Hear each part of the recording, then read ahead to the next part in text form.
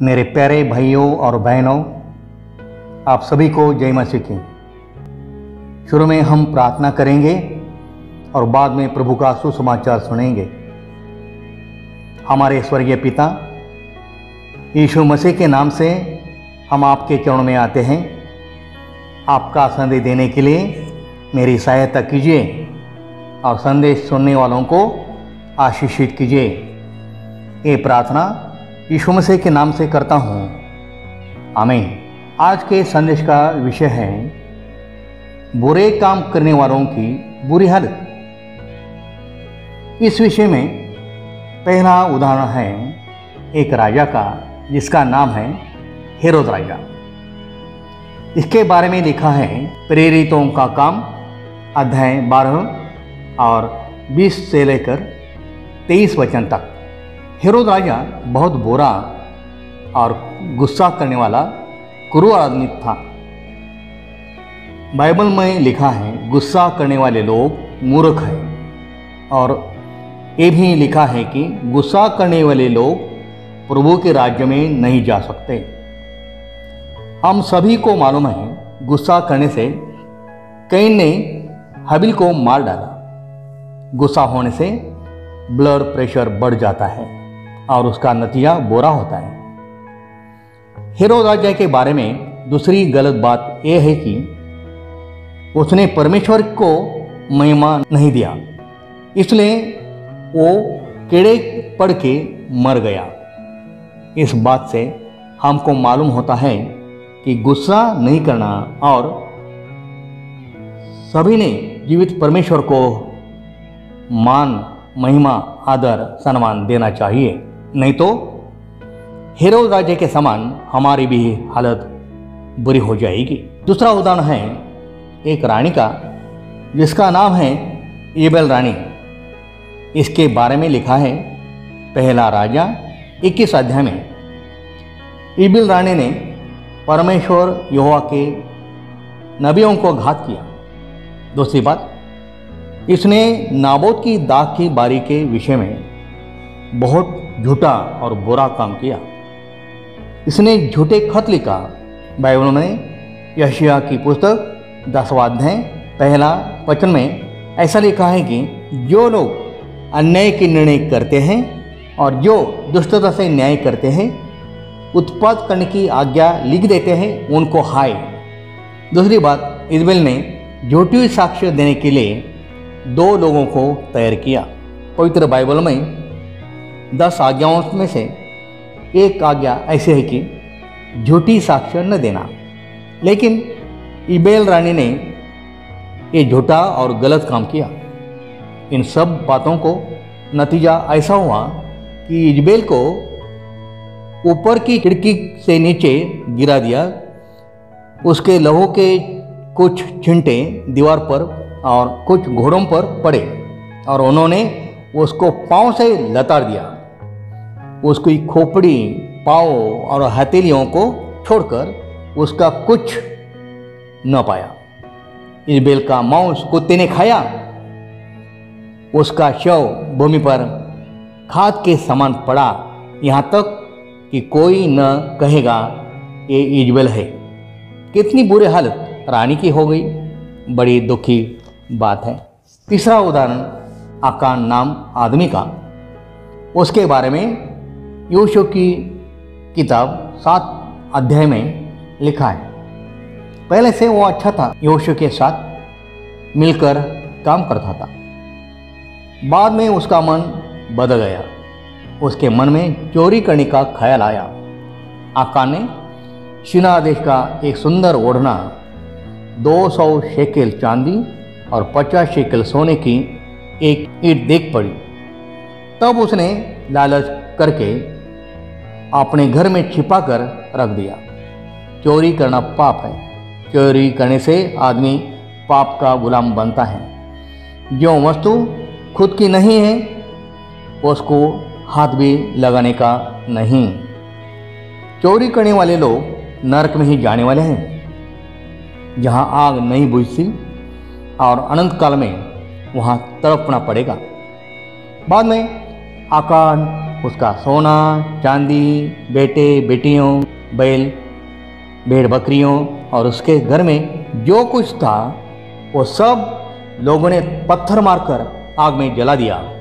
याद रखना, चोरी करने वालों का अंत एक दिन ऐसा ही होने वाला है। चौथा उदाहरण हनन्याह और सप्फीरा का है। उनके बारे में प्रेरितों का काम 5 अध्याय 1 से लेकर 11 वचन तक लिखा है। शुरू में ये दोनों पति पत्नी अच्छे थे, मसीह के सहवास में रहते थे, मसीह लोगों के साथ मिलजुल कर एक दिल से एक मन से रहते थे। शुरू में उनके मन में स्वार्थ नहीं था, बाद में उनके मन में स्वार्थ आया। हनन्याह पवित्र आत्मा के विषय झूठ बोला, परमेश्वर से झूठ बोला। हनन्याह और सप्फीरा ने अपनी खुद की स्टेट जमीन बेच दी। अपनी पत्नी के सलाह से खुद के लिए कुछ पैसा रखा और थोड़ा पैसा प्रेरितों के पास दिया। उन्होंने सारा पैसा प्रेरितों के पास देना था, लेकिन उन्होंने ऐसा नहीं किया। परमेश्वर को ये बात पसंद नहीं हुई। इसका नतीजा ऐसा हुआ कि पति पत्नी एक ही दिन 3 घंटों के भीतर मर गए। जो लोग झूठ बोलते हैं, परमेश्वर की आत्मा के साथ झूठा बर्ताव करते हैं, झूठा व्यवहार करते हैं, उनकी हालत इस प्रकार की होने वाली है। कई लोग सोचते हैं कि मैंने जो झूठा व्यवहार किया है ये बात किसी को मालूम नहीं, लेकिन सावधान, परमेश्वर सब कुछ जानता है। परमेश्वर यहोवा को सब कुछ अपना व्यवहार मालूम है। 5वां उदाहरण हामान का। उसके बारे में एस्तर की किताब से हम देखते हैं कि हामान के मन में घमंड, द्वेष, ईर्ष्या, जलन ये बातें थी। राजभवन में हामान, मोर्दकै और बाकी लोग थे। राजा ने हामान को उच्च पद दिया। सारे लोग झुककर हामान को दंडवत करते थे, लेकिन हामान को मोर्दकै ने दंडवत नहीं किया, कभी भी नहीं किया। इसलिए हामान के मन में मोर्दकै के प्रति द्वेष, जलन, ईर्ष्या थी। इसलिए हामान ने राजा को यहूदी लोगों के बारे में गलत बातें बताई और कहा कि ये यहूदी लोग अच्छे नहीं हैं।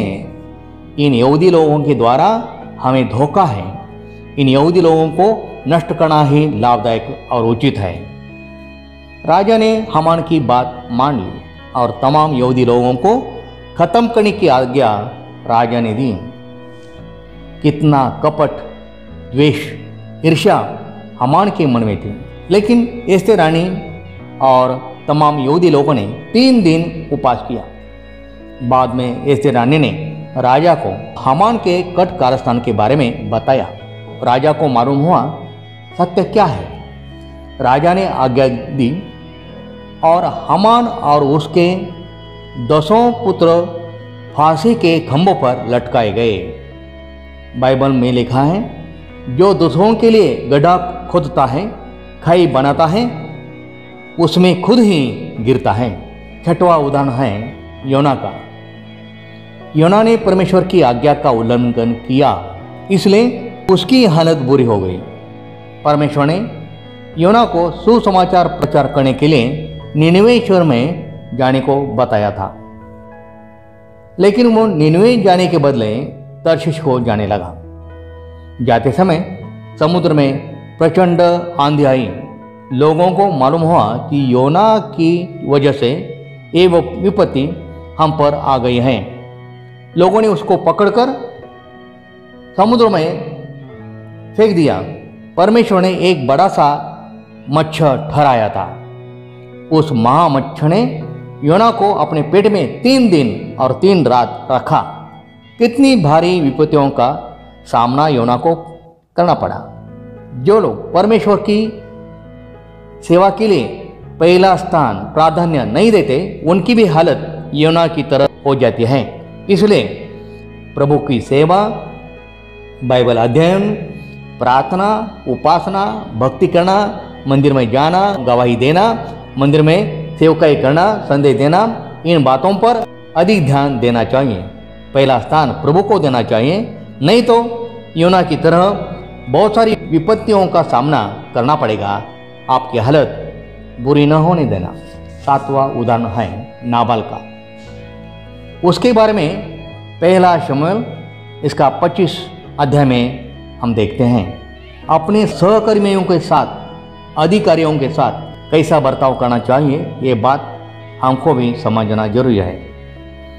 दाऊद ने नाबाल को कहा, मेरे वास्ते तेरा कल्याण हुआ है, तेरे चरवाहे भेड़ बकरियों को मेरे लोगों ने संभाला है, तो जितना हो सके उतना आपका हाथ उठाकर मेरे लोगों के पास देना।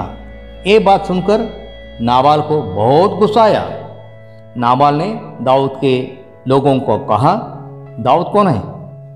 मैं उनको नहीं पहचानता। ये बात सुनकर दाऊद अपने लोगों के साथ नाबाल को खत्म करने को गया, लेकिन नाबाल की पत्नी अबीगैल ने दाऊद को नाबाल की हत्या करने से बचाया। लेकिन 10 दिन के पश्चात योआब ने नाबाल को ऐसा मारा कि वो मर गया। इन बातों से हमें पता चलता है कि अपनी जीभ नियंत्रित करना कितना जरूरी है। हमें ये भी सोचना चाहिए कि मैं किसके साथ बोल रहा हूँ, क्या बोल रहा हूँ, कैसा बोल रहा हूँ, कहाँ बोल रहा हूँ। गलत बोलने से भारी पीड़ा आ सकती है। नाबाल दाऊद को गलत बोला, दाऊद को उसने अपमानित किया, इसलिए परमेश्वर ने नाबाल को मार डाला। थोड़ा सोच विचार करके बोलने की बहुत जरूरी है। अभी 7 लोगों के बारे में देखा है। पहला उदाहरण हेरोद राजा का, दूसरा उदाहरण इजबेल रानी का, तीसरा आखान का, चौथा हनन्याह सफीरा का, 5वां हामान का, 6वां योना का और 7वां नाबाल का। इन लोगों ने बुरे काम किए, इसका नतीजा उनकी हालत बुरी हो गई। इसलिए संभाल के रहना, अपनी हालत बुरी न होने देना। मुझे विश्वास है कि यह संदेश आपको आशीष का कारण बनेगा। अंत में हम प्रार्थना करेंगे। हमारे स्वर्गीय पिता, आपका संदेश देने के लिए मेरी सहायता किया, इसलिए मैं आपका आभारी हूँ। जिन्होंने आपका संदेश सुना है उनको आशीष कीजिए। ये प्रार्थना यीशु मसीह के नाम से करता हूँ, आमीन। जय मसीह की।